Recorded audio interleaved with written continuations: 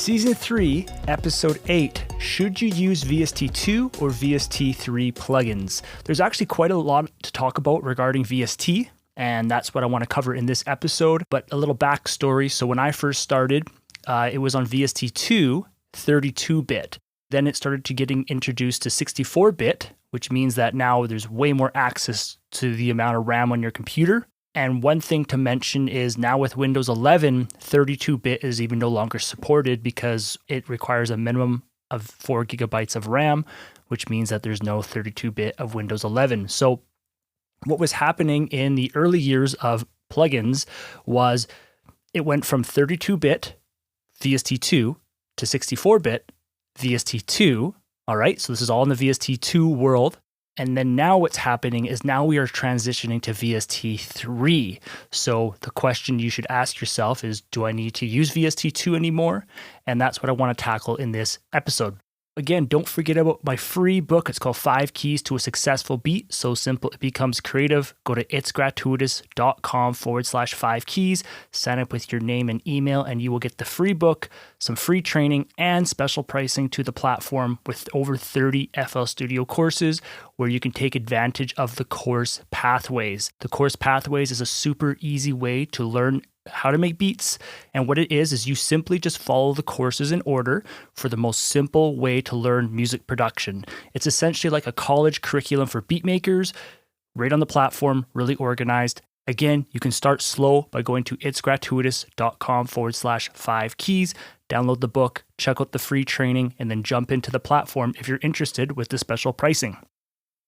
Okay, so I talked to you a lot about standards. Standards are actually really, really important for cohesiveness. And what I'm saying is, what happened regarding MIDI, M-I-D-I, because we are going to be talking about VST here in a moment, but I want to first start with MIDI, okay?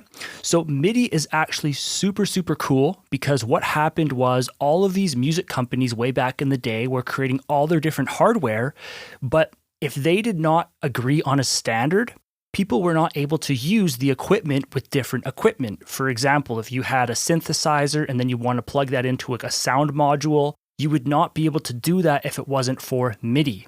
In this case, a standard like that is really, really good. All these companies came together, they created a standard. Something like the standard of MIDI is what like the world should be following when it comes to standards. A lot of times when we talk about standards, we kind of get it confused in regards to if there is a company and they have a proprietary format. For example, let's just say Apple, and they always have to try to change like their connector and stuff like that. So in that case, it's really not like a standard. It's more of like a form of control, if that makes sense.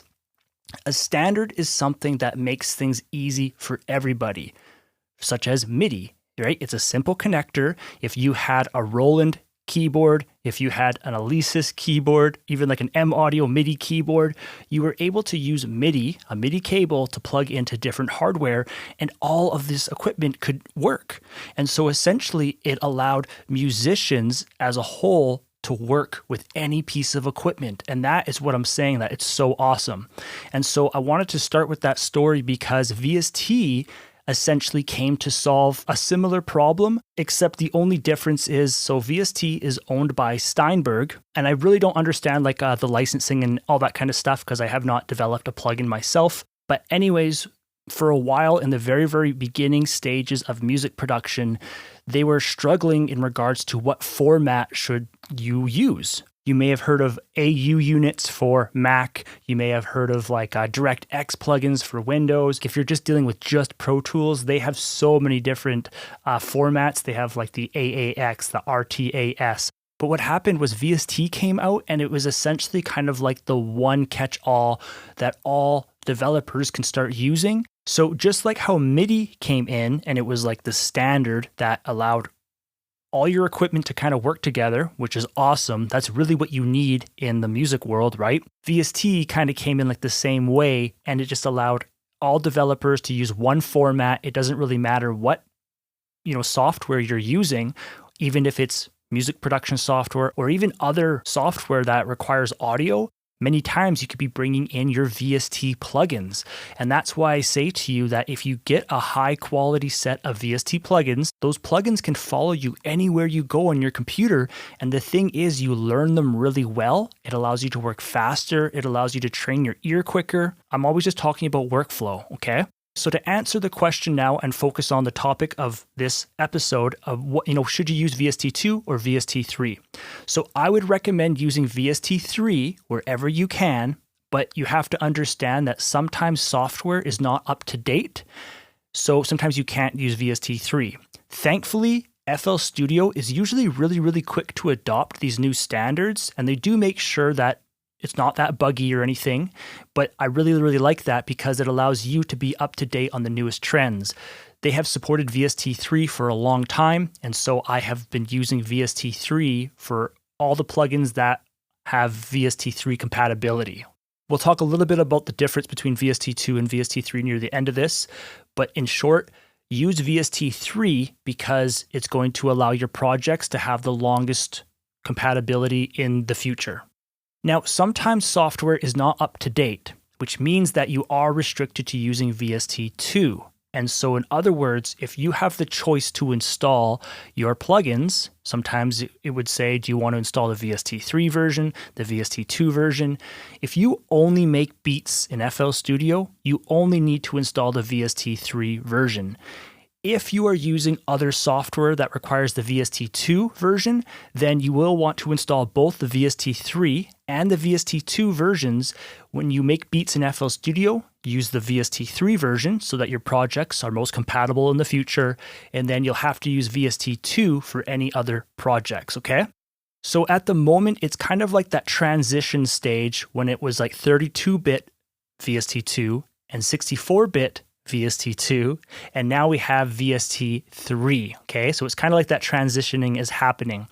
Now, a couple of things I want to say regarding VST3. When it comes to VST3, what makes it really unique is that it has to live in what's called the Common Files folder on your computer, and it actually has the VST3 extension. This, I think, is powerful, but at the same time, I don't like it, and let me just talk about VST2 for a second. So VST2 is in the DLL format. You are able to install it anywhere on your computer, and then you can simply load it into FL Studio, no problem, from anywhere, which means that you are able to have one custom music folder. You are able to keep everything backed up in sync if you want to use your studio computer, if you want to use a laptop. Everything was really easy to keep in sync. Now VST3 has to live in that Common Files folder. This is good because it's one central location, which is what it should always have been, because back in the day when you were installing your different plugins, it was always putting it into the VST plugins folder, and sometimes they would put it in like a Steinberg and then VST plugins. So in other words, there was no standard, and your plugins would end up being all over your computer all the time, whether it's a 32-bit, 64-bit, or VST3. You had no idea what was going on. And that's why I always was talking about my custom music folder, because I like to know exactly where my files are. I know where I can back stuff up. If I want to purchase a new computer to transfer files over, I'm telling you, the process was so easy. If you do want to learn about the custom music folder, check out my course. It's called A Specific Music Production Folder. It breaks it all down, all right? But anyway, so VST3 has to live in the Common Files folder. This is good because it's one central location, but in some areas it's kind of annoying because if you have really, really big plugins, it can take up a lot of your SSD hard drive space. But at the same time, a lot of times the VST can actually access the sounds off of a different hard drive, because sometimes a lot of these romplers, especially in the cinematic industry, these virtual instruments can get huge in file size. Like we're talking like huge. That is one reason why I always say be careful with the amount of plugins that you're using, because you have to understand the larger your files are and the more files you have, the longer your backups take on your computer too. So my mindset is I always like to have minimal. I want to be able to have the highest quality. I want to be able to have the most versatility and variety, but that doesn't always mean that you need to have millions of sounds and that your hard drive needs to be huge. So I'm only speaking from years and years of experience there, okay? One thing to mention there is a lot of times there's really no announcement to these things. It just kind of happens over time and people just kind of figure out as you go along. Now, what are the benefits of VST3? So I actually created a video about this, VST3 versus VST2, and a lot of people want more information on it. And the thing is, a lot of the things regarding VST3 are typically for developers who are developing the plugin. And we as the end user, we really don't see too much of a difference. The main difference that we will experience is many times VST3, you can resize the window. Another benefit of VST3, which is probably the best one, in my opinion, for workflow, is many times VST3 plugins allow you to right-click on knobs to be able to create an automation clip, or you can right-click it to copy the value. VST2 plugins in FL Studio, if they're third-party, many times you are not able to right-click them to access the normal right-click menu. You would have to go to tools, and then you'd have to do an alternative way to access this right-click menu. As the end user, we really don't see too much difference. Sometimes the developer will say you will see very, very minimal CPU improvement when you're using VST3, but in my experience, we're usually just able to resize the GUI, the GUI, the graphical user interface. In other words, we're able to resize how the plugin looks on our screen. And many times we can right-click knobs in a VST3 plugin for just a way better workflow and to treat it as if it's kind of like a native plugin in FL Studio. Again, I'm specifically speaking to FL Studio users. They like to be up to date where they can, and VST3 they have adopted very early on, and they have worked out pretty much all those bugs. One thing to say is if you have the option of installing VST3 and VST2, and if this is a brand new plugin to you, because again, I always tell you when it comes to your music folder, do not just bring new sounds in and do not just bring new plugins in.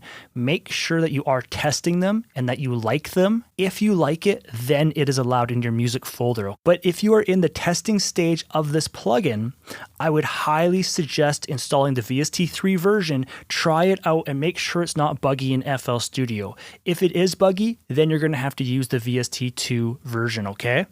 And one final thing I want to talk about in this episode is just regarding plugins and how to purchase plugins, okay? I will leave you a link on my website. It's how to purchase the right plugins for you as a producer. I highly recommend watching it. It's totally free.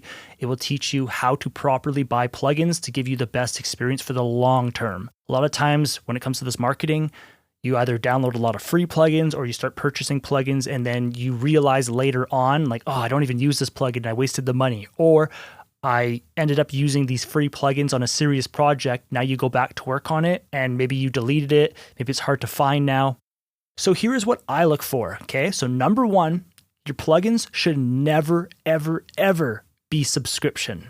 A lot of these companies are starting to bring in a subscription model to plugins, but what you have to understand is if you stop paying for that subscription, you cannot really open your projects anymore. And if you do open them, you're not going to have the same sound as when those plugins were active, right?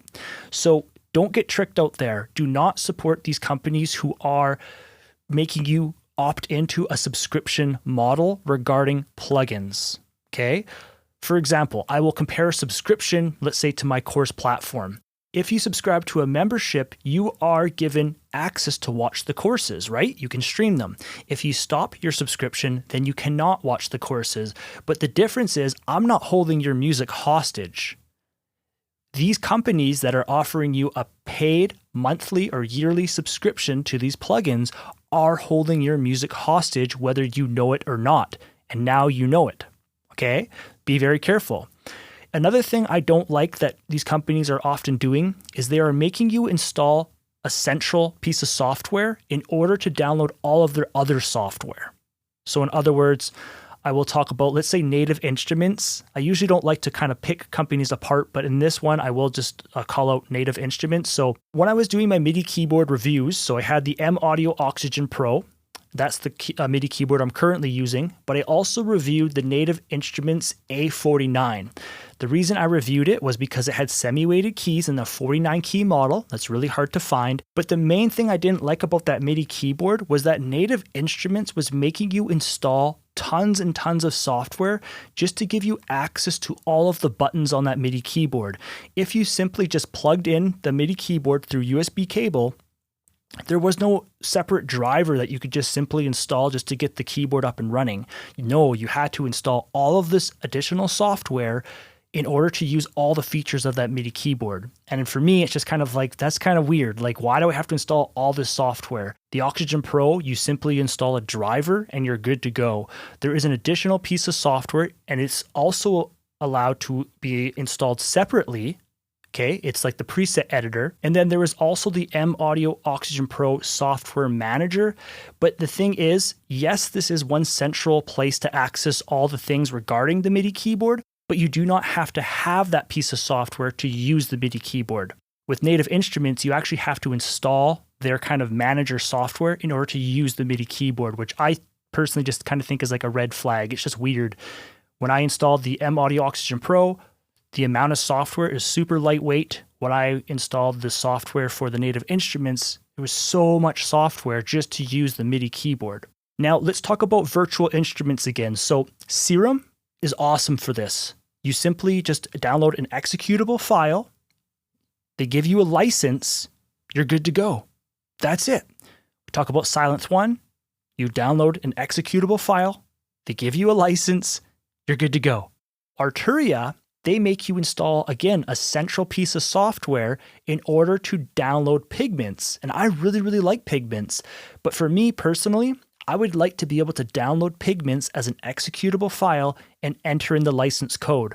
But a lot of people who are new, they get confused and they think, oh, well, that's how you keep your software up to date. And it's like, well, no. All of these plugins back in the day, when there was an update, a little pop-up would appear in the plugin. You simply click update and it would take you either to the website, or sometimes it would even download directly right there. But many times it would take you to the website, to the download page, and you can download it that way.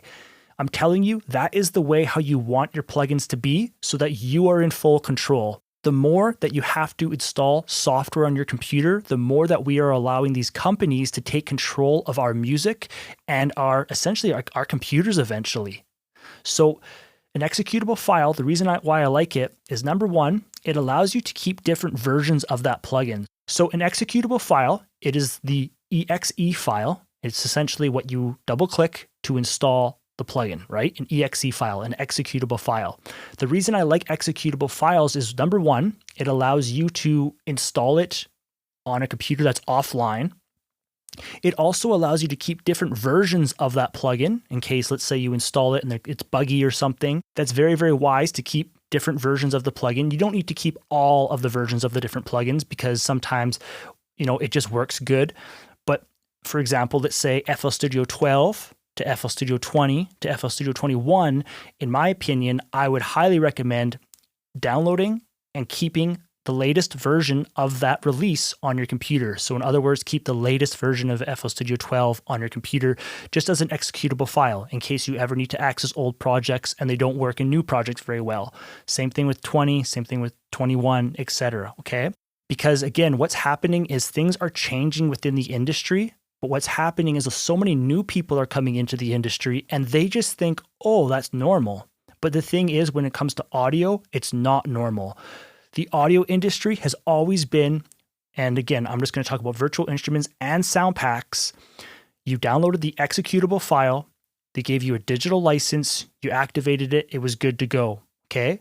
I understand there's piracy. I understand there's theft, all that stuff. But at the end of the day, there's always going to be piracy and theft. And you're also going to have really, really good customers who want to support you as well. And then when it came to our one-shot drum samples, you want to make sure that you are installing a sound kit. I understand nowadays companies like Splice have made it a lot easier to access just one sound and stuff like that. But I'm telling you, if you really, really want a fast beat-making workflow, you want to have full sound kits that are local on your computer. It allows you to go through the sound super, super quick. It also allows you to make mistakes, which is important if you want to be a good beat maker. Good beat makers know when a mistake happens and they're like, hey, that sounds pretty good. And you go with it. If you are just selecting single sounds here and there from a platform like that, you are handcuffing yourself and you're actually wasting so much time trying to find just that one sound because, see, this is where marketing comes in. They're telling you, oh, well, you are saving money. Why are you wasting so much money buying all these sounds that you never use and you end up only using 2 sounds in a sound kit? Well, if you would listen to my advice, which is never bring in a sound kit if you don't like it to your custom music folder, okay? So whenever you find a sound kit, you go through it and you think to yourself, yeah, this is a solid drum kit. Even if all the sounds in there aren't your favorite sounds, that doesn't mean that you may not end up using them later on. But you have to go through them, make sure that they're high quality, make sure that, there's not like weird background noise and all the sounds. Make sure you're purchasing from a reputable sound designer or a sound kit vendor. If you like the sound kit, you bring it into your sound kits folder. That sound kit is now with your tools forever. Okay, you have to understand that because all of your beats are using all of these sounds. If you start deleting sound kits, you're going to have missing files. So you have to make sure that all of the sounds coming into your custom music folder are yours for life. All right. So if you follow that advice, I promise you, you will have way better results and you won't get tricked into the marketing. If you're just purchasing single sounds here and there, I'm telling you that you're restricting yourself from having more creativity and the ability to make mistakes. Because I'm telling you, as a good beat maker, you're going to make mistakes. And sometimes those mistakes could be like your best beats. And you don't want to miss those moments. All right, so a lot of information. I also just wanted to kind of recap there about, virtual instruments, how to purchase them, what to be careful of. Again, be careful of subscription stuff. For me, plugins like Serum, Silence One, I really, really like. Nexus has started to come out with a little software manager. Again, I don't really like that. But again, that's sometimes just the way it goes. Same with Arturia. I really like Pigments. And in order to kind of keep it updated and stuff, you have to install their central software.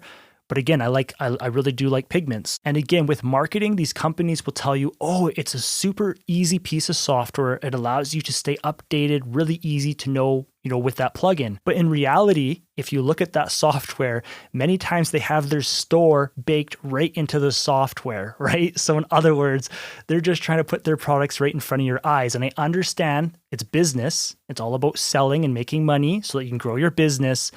But the old way was executable files, a digital license, you were good to go. And again, be careful with the e-licenser and iLock and stuff like that. I try to avoid all plugins that require that stuff. It's only been hassles for me, and I can say to you guys, be very careful with plugins that require iLocks, e-licensers, and essentially those are licensing USB dongles that you put into your computer, and you have to leave them in your computer. So in other words, it takes up a USB port.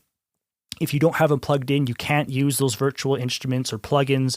So I understand piracy is an issue, but all of these companies that allow you to install the exe file, executable, a digital license, those are some of the most popular plugins, and I'm sure that those companies are very, very successful financially as well. So just be careful with all the marketing because that's what it is. It's marketing. The old school ways many times are better. Sometimes new and improved is better, such as, let's say, in your DAW, you create a project, you save that project, you can reopen that project and it loads all of your settings. That's such a big benefit for us. Back in the day, you would have to tweak all your knobs back to their old settings. Nowadays, you simply open a project. See, like that's what we call like an advancement. That's really beneficial to us as users. But when it comes to a subscription, that's not a benefit to us. That's a benefit to the company. As soon as you stop paying, you no longer own your music. Okay, so be careful out there, all right? So that is this episode regarding VST2 and VST3 plugins. I would recommend using VST3 if you use FL Studio for your projects to be best compatibility. You'll have to use VST2 for other software, such as in your video editing software or stuff like that, if it doesn't support VST3. And if you guys want to stay updated with this podcast, you guys can subscribe wherever you subscribe. If you can leave a review, that always helps too. And make sure to visit itsgratuitous.com. There is so much FL Studio training on there, everything from courses to books to this podcast. You can sign up with your email and you'll be emailed whenever I release a podcast. There's lessons on there. If you want to book a lesson. And that is it. So again, don't forget about the free book. It's called 5 Keys to a Successful Beat. So simple, it becomes creative. Go to itsgratuitous.com/5 keys. You will get the free book, which reveals tons and tons of secrets of what I wish I knew before I started learning to, become a music producer. You get some free video training. It'll be sent to you, 1 a day. And you'll get special pricing to the platform, all right? Again, the platform has 30 FL Studio courses, and you can take advantage of my course Pathways.